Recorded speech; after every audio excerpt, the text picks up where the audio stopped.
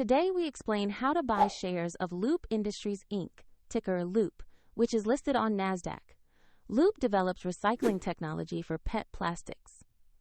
This video is for educational purposes only and not financial advice. You will need a brokerage account to buy the stock, and we will use eToro as an example to demonstrate the process.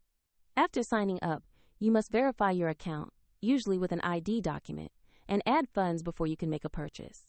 Use the platform search bar and type the ticker Loop to find Loop Industries Inc. Confirm you select the NASDAQ listing so you have the correct stock.